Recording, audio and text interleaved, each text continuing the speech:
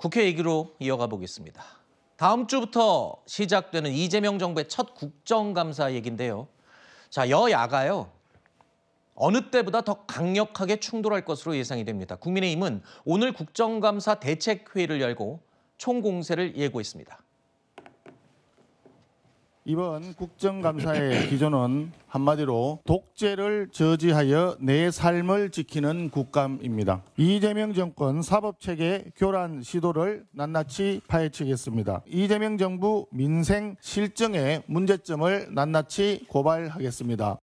이번 국감은 윤석열 내란 잔재 청산의 국감입니다. 민주당은 전 정부의 불법과 실정으로 망가진 곳을 고치고 내란의 상흔을 메우고 개혁을 완성하는 국감으로 국민의 기대에 반드시 응답하겠습니다. 추석 연휴를 마친 정치권, 이제 본격적인 지방선거 모드에 돌입할 것으로 예상됩니다.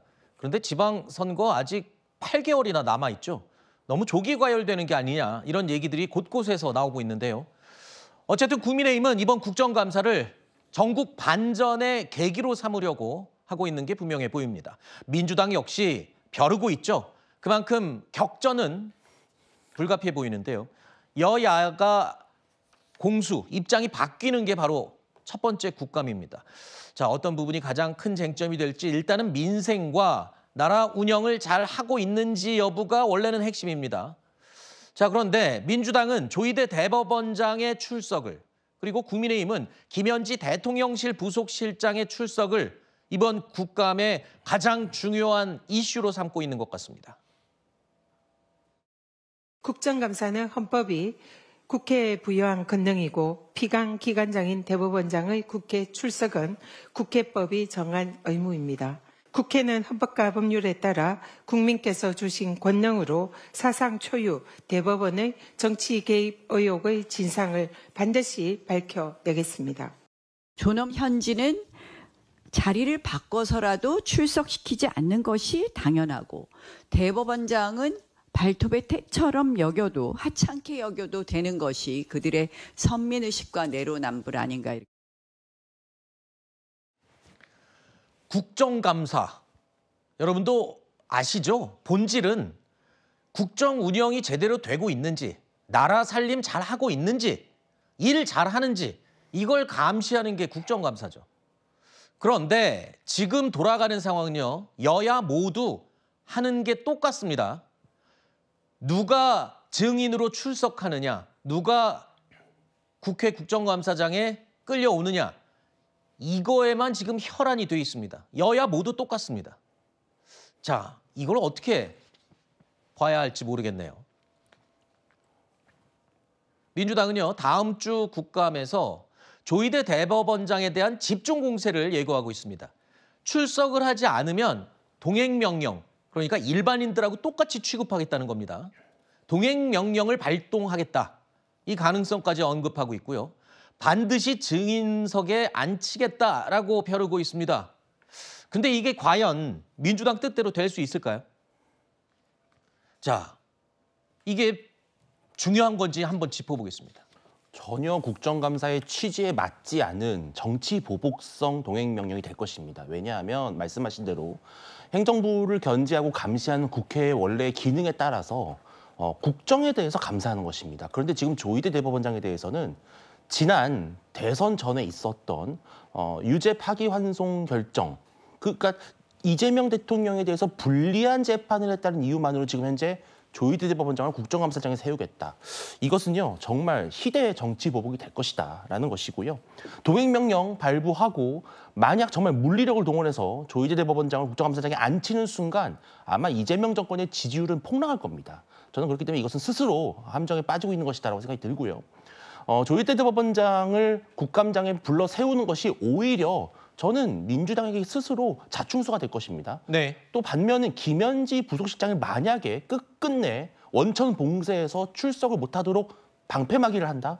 저는 그것은 이 정권이 스스로 몰락하는 길로 가는 아마 그런 도화선이 될 것이라고 봅니다. 네. 여야가 맞붙을 또 하나의 쟁점, 조금 전에 언급한 김현지 대통령 제1부속실장의 국감 출석 여부입니다. 대통령실은 앞서서 국회가 의결을 하면 100% 출석할 것이다라는 입장을 밝혔습니다. 하지만 민주당은 아직까지도 김현지 부속실장의 국감 출석 여부에 대해서 명확하게 답변을 내놓지 않고 있습니다. 이제 이틀 사흘밖에 안 남았습니다. 자, 정작 국회에 나온다는 건지 안 나온다는 건지 그거부터 먼저 말씀해 주시고요.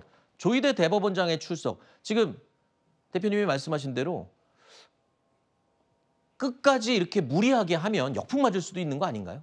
일단 김현지 실장의 국감 출석 여부에 대해서 아직까지는 뭐 정해진 바가 없습니다. 아마 운영위에서 여야가 이제 합의를 마지막으로 해야 될 텐데요. 그 운영위 국감이 11월 6일인 걸로 알고 있습니다. 네. 그렇기 때문에 아직 시간이 있어서 이 부분에 대해서는 여야가 합의할 수 있는 충분한 가능성이 있다라고 보는데 네. 김현지 실장도 국감에 출석 안 하겠다고 얘기한 적이 없고 우상호 정무수석은 100% 출석하고 할 것이다라고 얘기를 하고 있습니다. 다만 지금 국민의힘에서 김현지 실장에게 묻고자 하는 또 국감에서 듣고자 하는 얘기가 과연 김현지 실장이 대통령실의 참모로서 본인이 맡았던 역할에 대해서 묻겠다는 것인지 아니면 김현지 실장을 공격하는 것을 통해서 이재명 대통령을 공격하려고 지금 김현지 실장의 과거의 그 활동 내역까지 모든 것을 대상으로 삼겠다고 하는 마치 김현지 실장에 대한 청문회와 같은 걸 하겠다고 하면 여당이 과연 그 부분에 대해서 쉽게 동의할 수가 있을지 이 대표님. 부분이 첫 번째입니다. 네, 그 얘기는 우리가 지금 무한 반복을 해왔습니다. 지난주에도 했고 추석 연휴 내내 했습니다. 제가 여쭙는 건 출석한다는 거예요, 안 한다는 거예요? 아까 말씀하신 대로 대통령 우상호 수석도 당연히 출석할 거다. 본인도 출석 안 한다는 말을 안 했다. 근데 당에서는 왜 자꾸 그러는 거예요? 그 우려가 전부입니까? 그렇습니다. 지금 김현지 실장이 출석을 하지 못할 이유는 전혀 없습니다. 다만 이 국감장을 정쟁의 장으로 만들겠다라는 이 국민의힘의 의도가 뻔히 보이는데 거기에 과연 국민의힘의 의도대로 민주당이 협조해야 되는 것인가 하는 부분에 대한 고민이 알겠습니다. 남아있는 것이다. 그런 차원에서 조금 더 고민하고 최종적인 결정을 내릴 것이다. 이렇게 보고 있습니다. 알겠습니다.